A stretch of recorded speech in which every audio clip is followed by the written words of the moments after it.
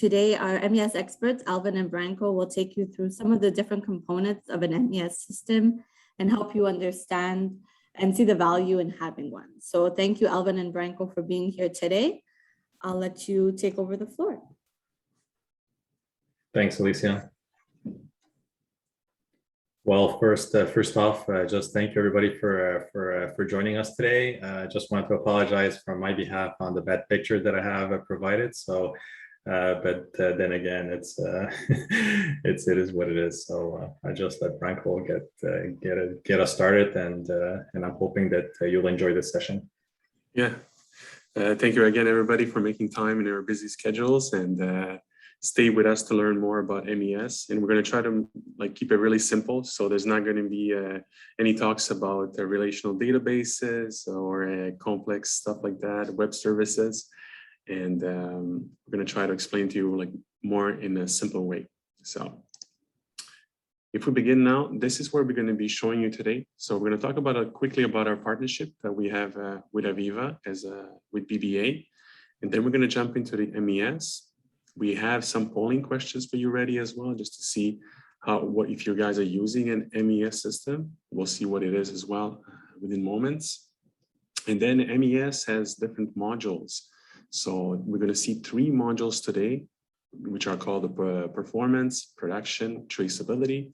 And then we're going to finish the webinar with our closing remarks and a session for questions. So if we jump right into the subject, in terms of the partnership. So today you're assisting a webinar with Wonderware Canada East, which is part of the AVEVA, and BBA, which is a certified system integrator. And the advantage of working with us is basically that we know the industry. So we as an integrator, I work closely with Alvin on multiple projects, and we exchange information on what is the current industry standards. And we as an integrator, we try to apply that in most of our projects. So working closely with AVEVA and BBA as a technical integrator, I think you're set up for real success working with us. So in terms of BBA expertise, on our side, we have a lot of subject matter experts, whether it be in mining, manufacturing, electricity, power, wastewater, oil and gas, especially. So we specialize in many of the engineering fields, and we have a lot of customer projects that go around that. Yeah, and from our perspective, obviously we try to collaborate as much as we can with our customers.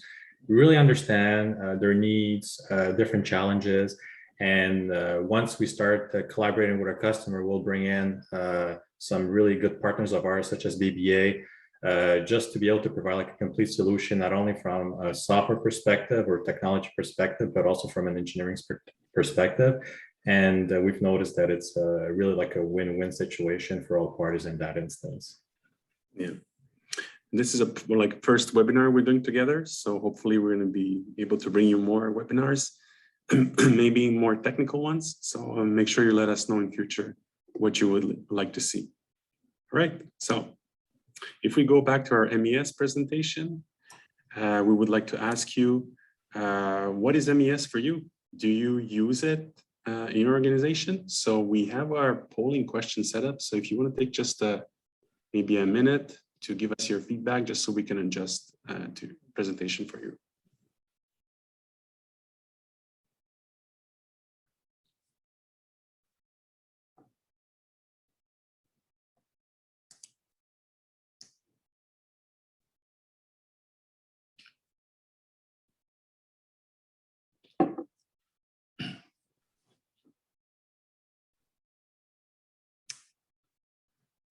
Oh, great. So interesting mixed results, yeah. Yeah, it's always fun to see that, yes, it's used, and also we have the same kind of, well, a bigger proportion of people not using it or still looking for more information. So we're going to try to give you a very clear explanation of what MES, so it meets your expectations. All right. So what is MES? Well, from my perspective, it's a suite of applications. So we also call this an ecosystem. So we have a lot of a couple of applications that are used into the production environments to track and document different transformations of raw materials to the finished goods. And why are we doing that? Is to have smart business decisions. Now, MES is a very popular term now, but basically there is another term that is also used. It's called the ERP. So MES is not an ERP. An ERP stands for Enterprise Resource Planning. And this is where most of the advanced planning, financial accounting, information and business strategies are going to be stored. So the MES is the layer below it, and it's going to be more useful on your plant floor. Okay, so that's the main difference between MES and ERP, just to not to confuse the two. So my vision of MES, basically, it's a couple of steps, actually 4 steps that I see. And the first step is gathering the information. So you can gather the information from your employees on the floor by having digitalized forms where they enter information, or connecting your machines with the sensors into databases to make sure that you have the data. But once you have that data, what's the next step in your plant is you have to analyze that information. So from there, you have to take actions. So yes, you have the data, you took an analysis of it, but what do you do with it is you have to act. And once you act and you do something with this data, then you learn. And then sometimes you make good decisions, sometimes you'll make bad decisions, but then you'll be able to restart the process and say, okay, for example, I didn't gather enough data, so my decision pool was very small. So I have to redo the whole cycle. So basically, in the MES, I always think about gathering, analyzing, acting, and then learning from this data. And why would you use an MES? Well, like I said, it's easier to track your production. So you know what raw materials are being consumed, what are the different machine parameters that are running for your product, optimizing scheduling. So your ERP system, your accounting system will send you a particular work order that you have to perform, but you have to know if your machines on the floor are able or capable of producing that product within the time frame. So an MES system will help you connect those machines, get that inside data. And again, it's to provide insightful information for you to make those smart business decisions. So we're going to see now how this fits into our manufacturing process within your business. Yeah, and it really seems from the last slide, Branko, that an MES provides a lot of different benefits, right? So that's really a good way to look at things as well. When we look at an MES or any particular software that is considered technology, we shouldn't be going head first and to applying a technology to better operations, but we should look at 3 silos that are represented here in terms of looking at the technology that's going to help us improve our operations, and then really looking at the process and people, and really looking at how we're able to make those processes better, as well as to make those people more efficient and better at the same time. So when we look at the top left corner, we're looking at different levels within the enterprise. So from the plant floor up to the leadership, there's obviously like a monetary or financial gain that we're able to establish at first, is that if my people are more efficient, if I'm able to produce more, if my KPIs are on the rise, obviously that represents something that's really quite interesting in terms of a technology perspective, and also a change management perspective as well. So when we look at the people and how we're able to make them better, obviously different tools are given to us, and really it could be in terms of mobility, how much data can I get instantly from, let's say, a tablet, from a smartphone, et cetera, et cetera. So when we look at the whole picture, we should look at technology, but we should look at also different aspects that are going to make her business better. And technology is usually something that's going to help us achieve that. And really, that's the whole point of this slide. But when we look at going a little bit more deeper dive into it, There's a specific approach, and the model-driven approach is something that's actually helps us contextualize what we need to do to define an MES itself. Mm-hmm. Yes, and in the AVEVA suite of the application, in the MES itself, it's based on that same model-driven approach. So there are 3 steps here. So the first one is digitalizing your processes. So earlier we have seen it that we need to gather our data. So the part of the digitalization is part of connecting the people and the machines into a centralized system. So then the data can be seen at the same place. So that's why that is important as a step 1. Step 2 is going to be all the standardization we're going to be doing. So this is especially important if you are a multi-plant operation enterprise where you have different plants. So the idea is to have the systems presented in the same way in those plants to go into your system in terms of information being consistently entered in the system. So we have the scorecards that are going to be the same look and feel. The product definitions should be made the same across the board. Then you can compare apples with apples. So some of the people will say, oh, we're different. Well, we're all kind of the same. So if we think about having a system that has the same base value, for example, if we measure our pounds production, well, cartons and cases, they are the output product, but sometimes we're able to convert that in the same unit and combine efficiency reports on that same basic unit of measure. And final step is the continuous improvement. So all the operational excellence is based on this cycle. So gathering, analyzing, acting upon data, and then learning. So that's how you will be able to connect your model-driven MES approach. And in terms of the AVEVA technology system layers, Elvin is going to show you that more in detail. Yeah, so we tend to have the questions of, okay, if I get myself an MES system, where does it reside within my enterprise? And through this graphical representation, it's really made simple, obviously. But really, when you look at the plant floor, it's really what automation guys are really used to it, right? So you have like the controllers, you have like the different SCADA systems, the different intelligent devices. And from like an IT perspective or the carpeted space, you have like all these different, solutions or IT application that serve a specific purpose, such as inventory data, quality control, et cetera. But the MES is really in between. And what we see here is really what we refer to it as a full-blown MES, in which there's 5 modules that actually encompass that. So for somebody that has all these different challenges, they can go ahead and put like all these 5 modules and really have like a big MES for every single functionality that you can think of in terms of the execution portion of it on the manufacturing space.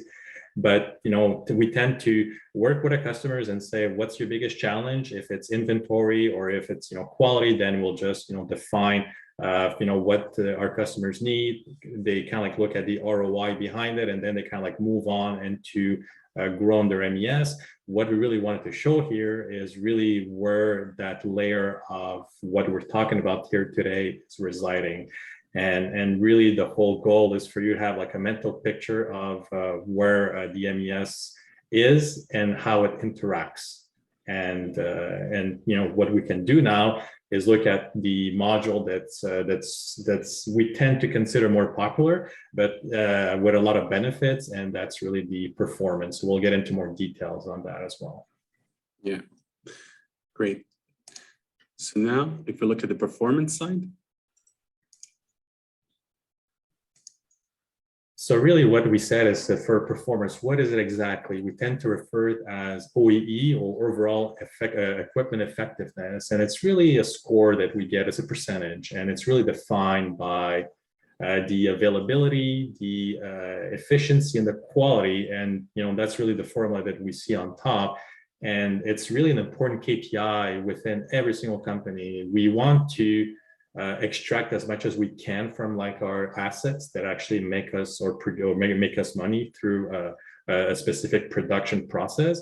And it gives us valuable information as to, if I'm forecasting to produce X amount of product, I really need to actually track this effectiveness of my line, skid, or plant itself. It also gives me some really interesting information on the mean time between failures, the mean time to repair, and it gives us an opportunity just to keep improving ourselves every single time. So now let's kind of like pass it over to Branko. Let's look at the benefits that I can get out of using such a score or implementing such a solution.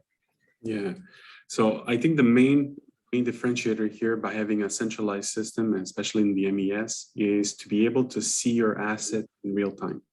So we know now there's a lot of a reduction of labor, so we're going to have less supervisors on the floor. So that same person cannot be at 5 or 6 equipment at the same time. So you cannot go and see if the machine is running.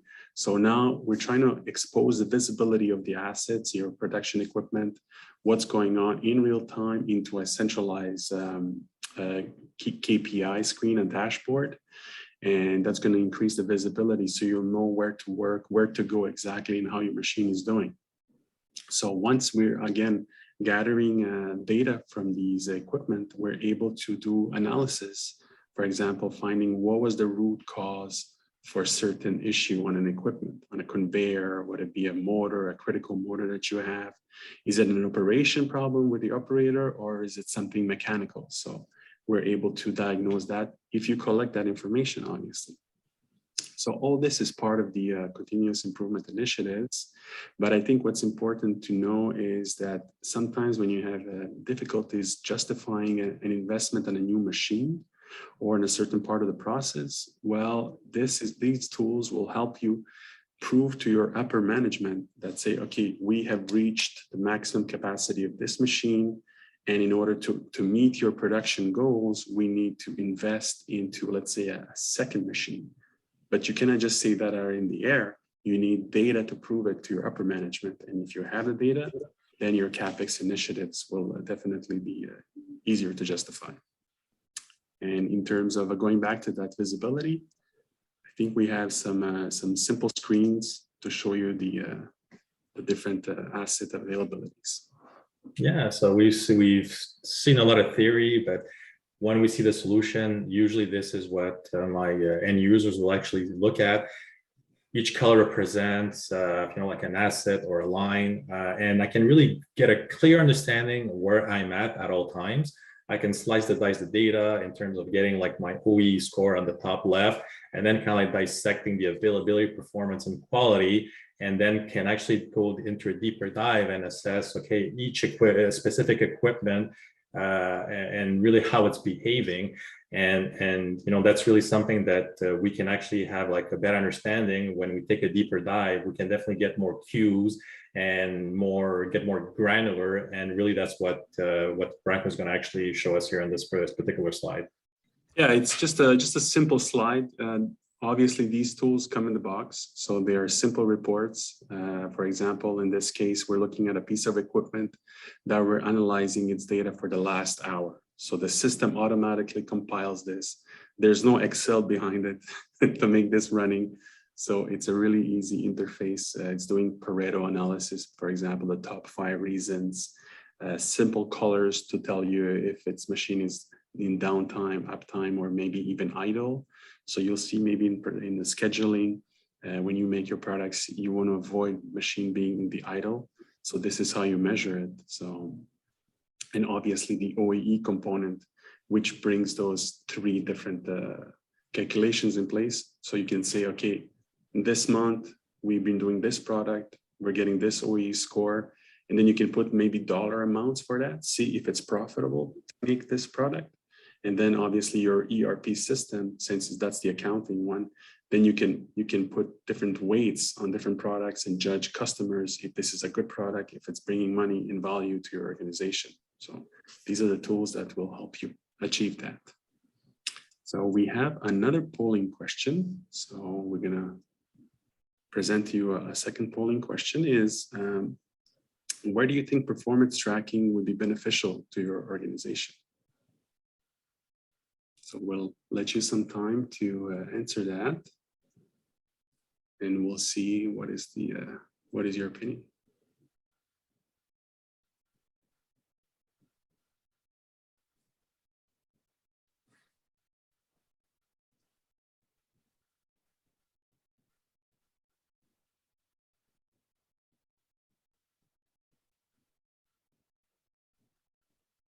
Maybe just a little bit more time, so we'll see.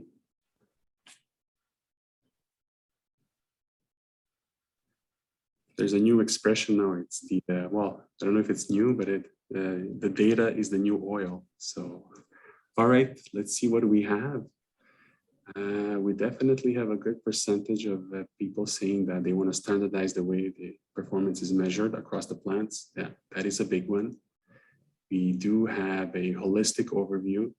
That's exactly it. Especially as we're getting now with the COVID, everything has to be kind of like instantaneous. Is it on my iPad, on my iPhone? So that's really good to see. And yeah, there is also tracking and evaluating operators' efficiency. Yeah. As we're stretching our employees to the max, or even trying automating. So yeah, that's also a good point. Good. Thank you, everybody, for answering that. And we're going to go see our second module, which is going to be the production. So in terms of the production module, the important focus here is that is based on the order execution and how we're able to adapt in terms of the agility and flexibility on the plant floor. Because our financial and accounting system will tell us, okay, you have to make this product with this time frame, and that's it. And when MES system gets it on the floor, well, it's up to us to see how we can plan this on the machines. Is the machine able to produce it? Does it have the correct components for the consuming of that consumes and the produced, where the inventory is going to be? And also to manage different statuses to be able to adapt for any unplanned events. So that's what we have to keep an eye on. So in terms of the benefits, since if you remember earlier, we had the first step of these initiatives is to digitalize the processes. So if we have that in place, it's going to be easier to know what are the consumables, what's coming into the production. So you'll be able to take the good steps towards that. And also having a holistic view of the production. So for example, if you're in your current schedule, you want to know what's your current production versus what you're supposed to produce per hour, per day, per shift, per month. So that also allows employees to feel empowered. So they know what they're doing and what goal they're going to reach. So they need that data and they expect that. So we also have a younger working force on the floor and they're more technology savvy. So they expect the data, they're self-intuitive. So for them, it's also a good initiative. So, and now we're going to see a production case study that's related to the initiative of a production module. Yeah, so what we have here is a food and beverage customer, and it's specifically in the dairy industry. And obviously the approach is to identify where the different goals and different challenges that the customer has, and what they can achieve with like our solution. In this particular instance, they wanted some traceability. They wanted also like a better connectivity within the plant floor. And obviously, they wanted to have like total cost of ownership of the solution to be not as high as they're used to it. In food and beverage, especially, you have like these entities. They do like these black box solution, and you're kind of like stuck with them. And just to do some upgrades, it's very expensive. So oddly enough, I see quite a bit of these on the field. And really, the challenge that they had is that everything was paper based. So that really had like a lot of challenges for them internally. And really what we wanted is to address that, and through like our different products that you see like on the left, and it's really around like an MES solution, is really the results that they have were really quite significant. And really the one that I liked is in terms of the time spent on really doing the traceability and the genealogy of the raw products through like the actual end product, was that the fact that they went from like 4 hours and you know, doing this sort of like intervention to around like 1 minute. That's really huge, guys. And I've actually seen these type of situations before in which when they're audited or when they do like need to retrieve information from the actual batch or from like the actual product itself, the quality department just closes its door and all the employees just start like looking at different piles of paper, and it's really, really long. But also the ROI that we talked about earlier on in this case was achieved a little bit under 1 year, which is great, which is fantastic. And really the fact that they were able also to produce or to achieve their goals of producing the number of cans per minute that they're set up to. And really that's something that not only augmented their yield, it really reduced their operational expenses through like the time that we see here. But yeah, like definitely a lot of different I would say positive or added value, and really what we wanted to show here is that once we start collaborating together, we can definitely look at the different benefits that surround such a solution. So without further ado, you know, I think it'd be interesting to actually see from like a production scheduling integration scenario what like an MES and how it interacts with your different systems can look at. So I'll let Branko touch base on that. Sure. And just one little thing to add before we jump into that more technical point is sometimes jumping into these initiatives in terms of implementing an MES system, what we suggest is to make a little study where we have Industry 4.0 integrators certified here at BBA that we can talk with you and analyze your current situations. So sometimes by calculating how much would it cost you not to have a certain module of the MES or your operational excellence initiatives, what is the cost of that towards what is the cost of purchasing a solution? So sometimes waiving that into the equation kind of gives you also your roadmap for the implementation, which is important to have from a business strategy. So that's something that DBA also offers before we start a project. Make sure that we are aligned with your business strategy before we just start installing software and configuring it and whatnot, is to meet that. So that's something important to note. If we look at the production scheduling piece of it, in terms of how it's done more in a technical way. So we have that work order, which is the instruction being sent down to the MES to do something within a fixed period of time. So the ERP will give you your start and finish dates, and you have to make X amount of these products, for example, or you have to perform this operation within that time frame. So MES will take that, will work with it, we'll also integrate that with the inventory that you have, make sure that you have your consumables ready and that you're counting your produced.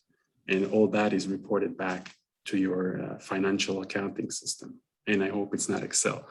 So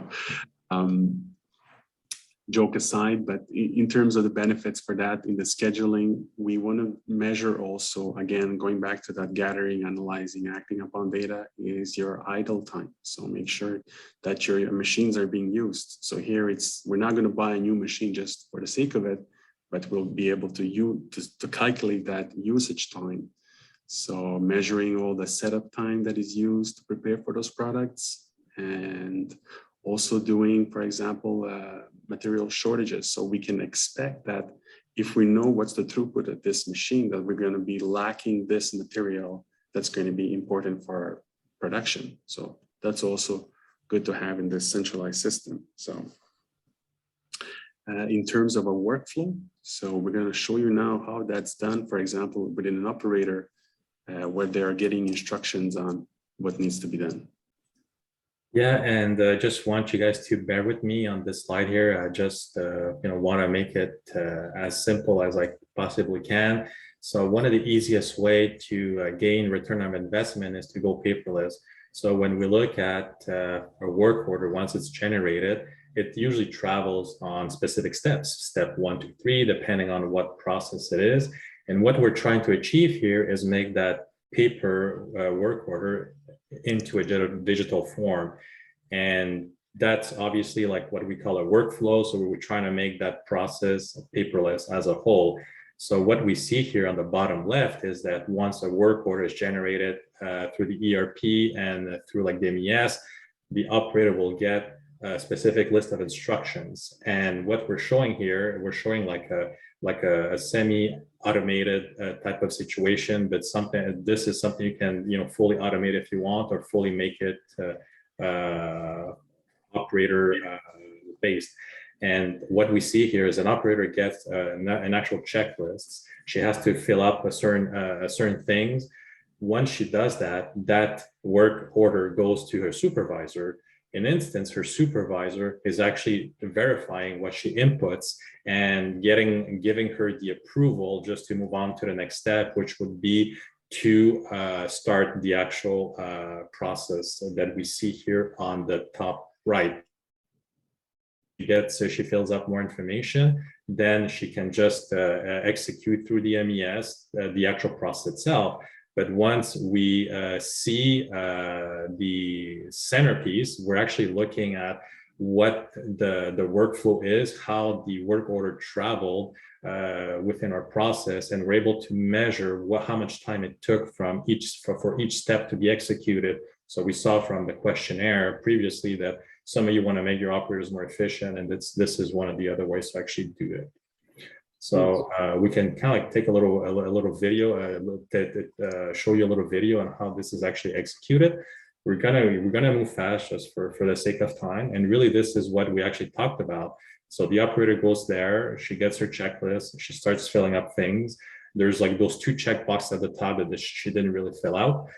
She still sends it to her supervisor. Her supervisor then, through his application, opens up the actual work order or the workflow application, looks at the work order, and opens it, and kind of like notices that his operator did not check those first 2 things.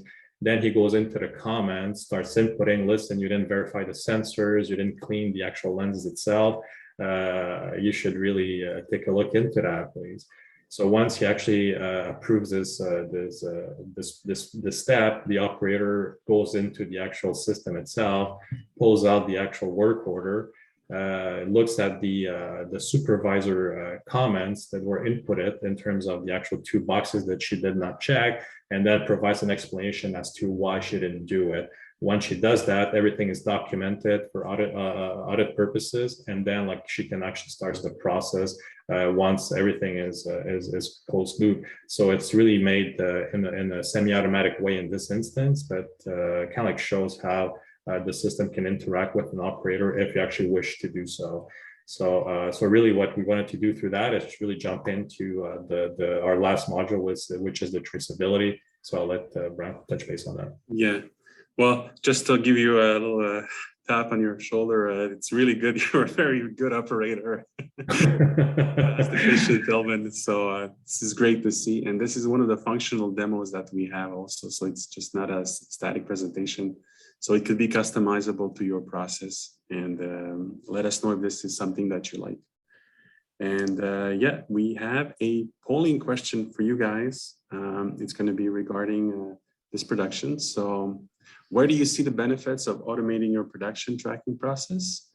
And this one is multiple choices. So if you feel like there are more choices, go ahead and answer.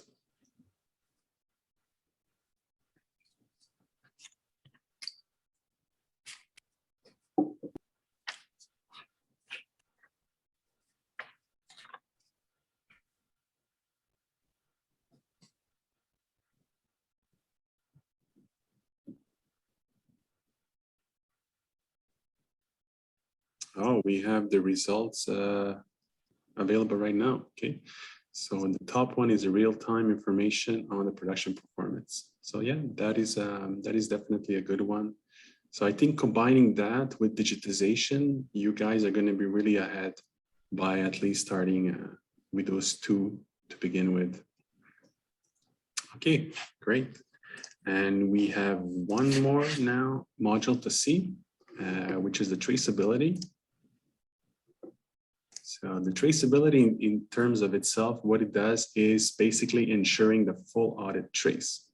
So we want to make sure that we have some processes in place, that all of our programs, applications, and processes are interconnected. So that's the main focus. So we're looking to see what production was done or your processes that were created, all that to create what we call a product genealogy. Now, product genealogy sounds like a complicated term, but in reality, it's not. So basically what it is, it provides information for whatever manufacturing processes you have with the raw materials, and it's linked to what equipment it was produced on, what were the, for example, inspection tests that were done, what quality tests were done, who was the operator, what particular settings were done on that machine, all that to justify the production needs, what was done at that time. So once we have all those components integrated, well, it's easier for us to have faster information retrieval in case we have a product recall. So if we get a call that says, okay, there's something wrong with our product, then we don't have to call 3-4 departments and ask for their information. Send me an email with your report. That person is on vacation, or this is written by hand. So that adds the amount of time into your analysis, and person on the other line is waiting for the decision, what do we do with this product?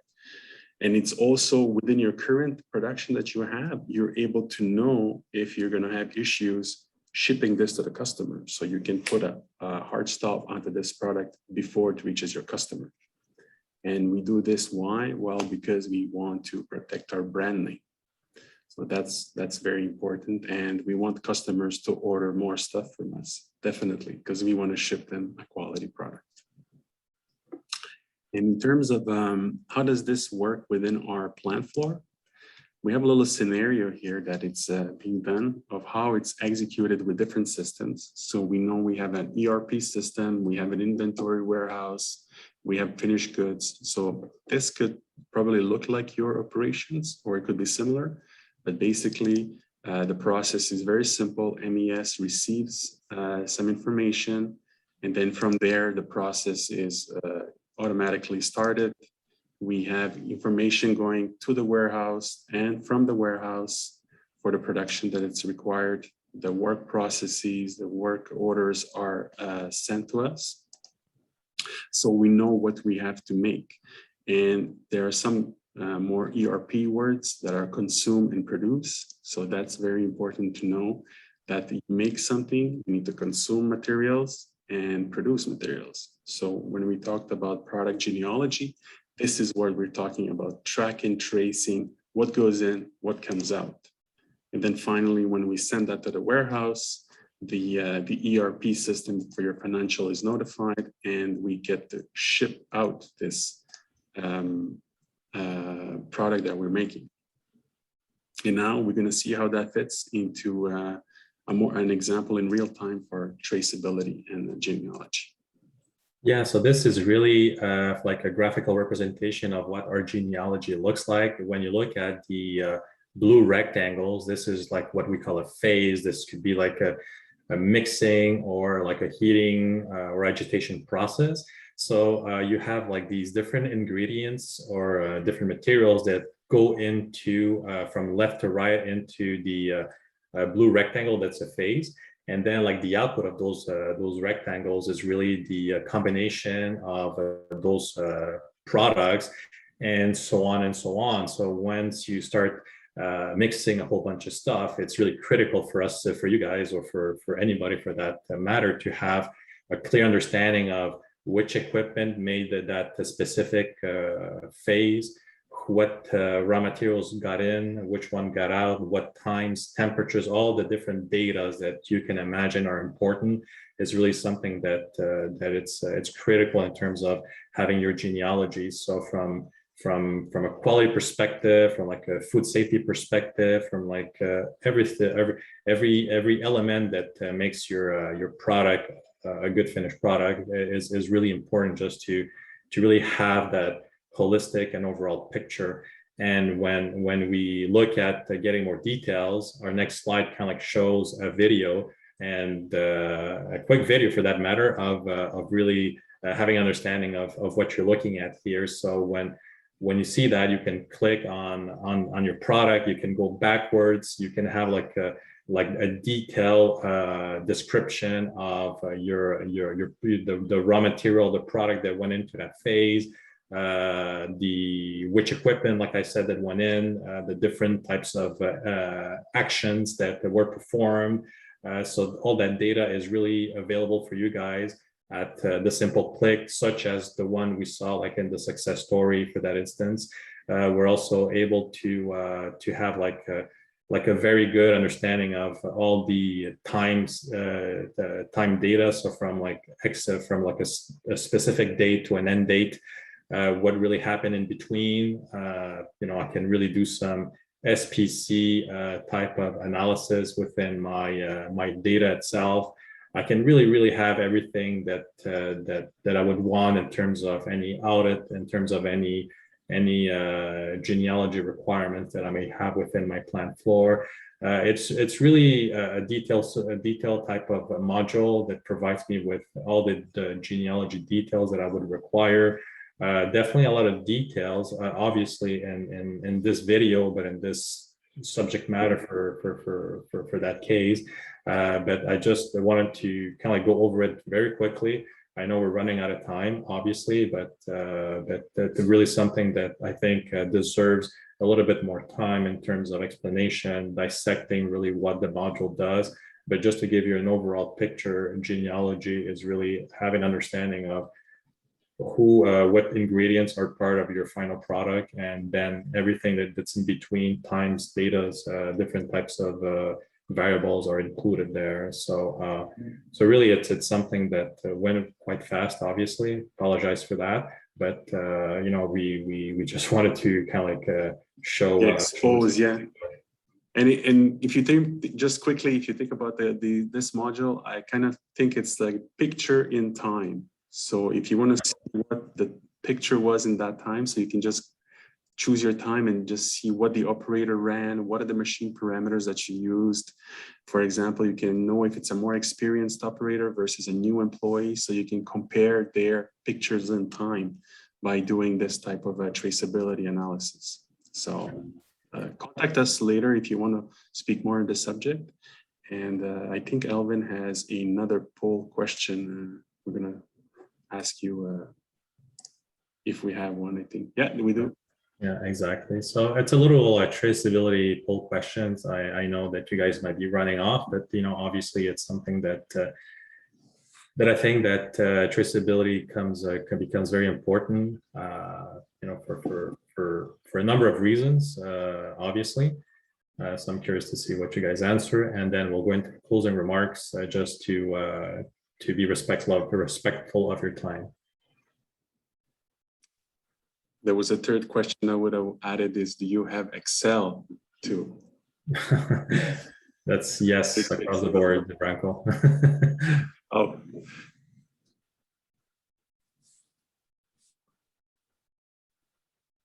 Okay. All right, so surprised by the first one, yeah. So almost 50-50 there. Yeah. All right, perfect. So thank you everybody for answering that. And we're going to see now jump right now into the closing remarks. Yes. So you got excited talking about MES. So. Yeah, exactly. Where everybody's like, okay, let's get this over with. But one last thing, one little piece of nugget is that one portion that we didn't really see, or one subject we didn't touch base on, is really the advanced planning and scheduling. we want to organize like a future meeting just on this because we mentioned a few times the Excel spreadsheet. A lot of our customers are using Excel as a means to schedule their production. This is really an engine that we have, a solution that we have with like an AI engine behind, where you kind of inject some constraints and it optimizes your production. It's pretty incredible. It's really, from my perspective, a low-hanging fruit in terms of getting the more out of your buck, so to speak. So just stay tuned for that. I think it's going to be like a great webinar. So yeah, who knows? Maybe it's going to be with BBA, right, Ranko? So, yeah, looking forward. Yeah, perfect. So yeah, we just if we put on the next slide, we just want to be sure that you get our contact information. If you want more, if you have more questions, or if you want to talk about like your different situations, please feel free to contact either Branko or myself. We talk to each other often, so it'd be a pleasure just to answer that. So again, I really appreciate your time. So I'll just let Branko give his closing remarks. Yeah, same for me. But I just want to see if there's any particular questions.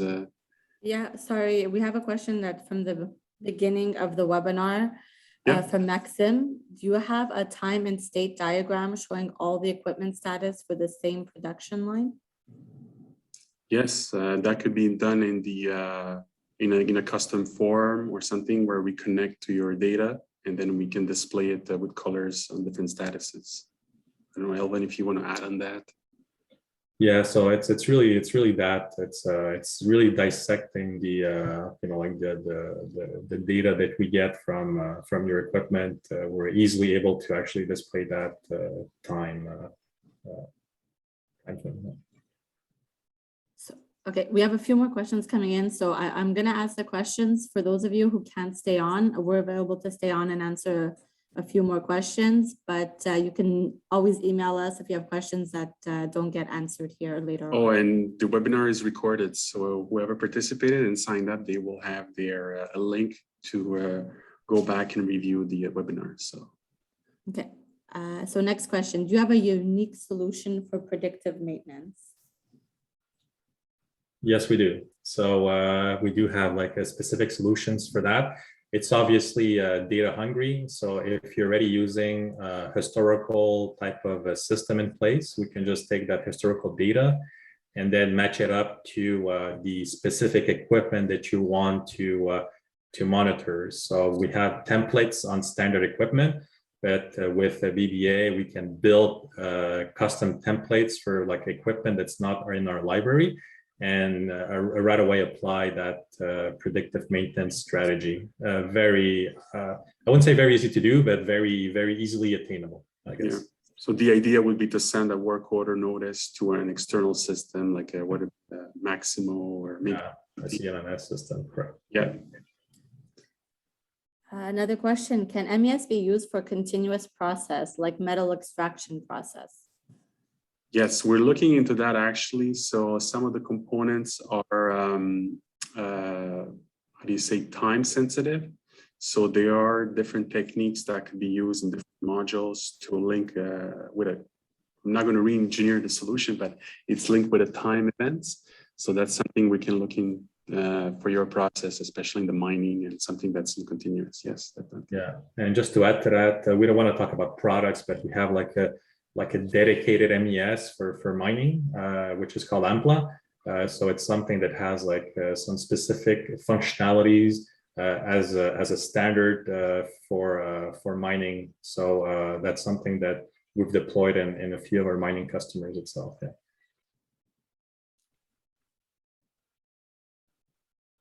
Okay, I have another one in the Q&A. Are those solutions only available on subscription, or are they also available on premise?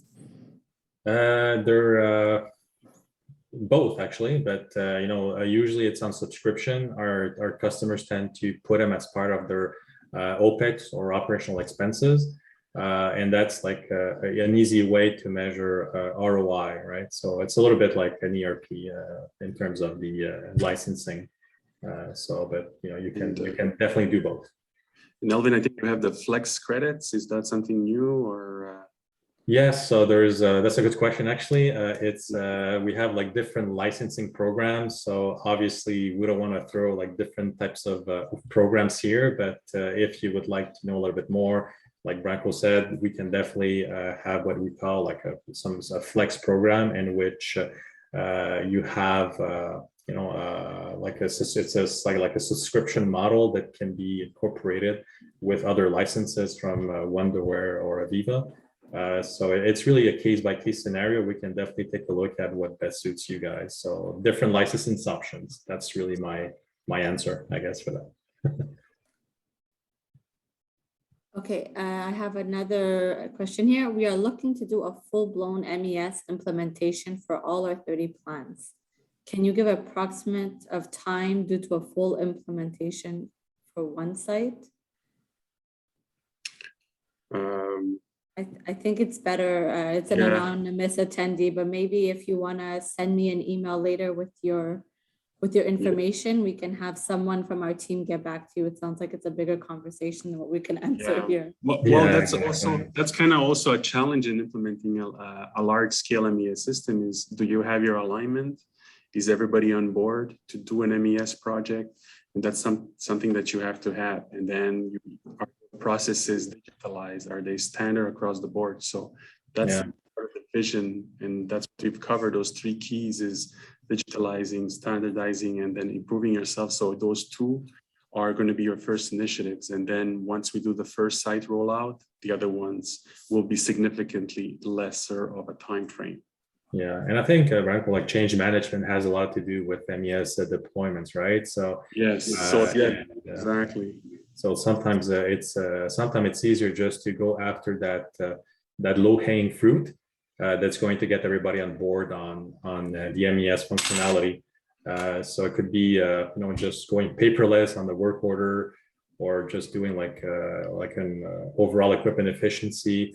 It's really it's definitely a question that has in which we have like different answers. So we have to further dig into it for sure. Great. It's good to have questions. Yeah. I was concerned we weren't going to have any, so that's thank you guys. It looks like we're done for the questions. So again, if you guys have any other questions that you want to ask, or maybe ask privately with either Alvin or Branko, you can either reach out to me. My email address will be on the email going out tomorrow, or you have Alvin and Branko's email address here on the screen. So thank you, everyone. Thank you, Branko and Alvin, for your time. Yeah. And we forgot to mention that. Soon. Yeah. Thank you, everyone. Thank you for joining. Thank you, guys. We really appreciate your time, and I guess I'm hoping that we're able to eventually start like an MES discussion with any of you guys in the near future. Thank you. Thank you. Right. Bye. All right. Bye, guys.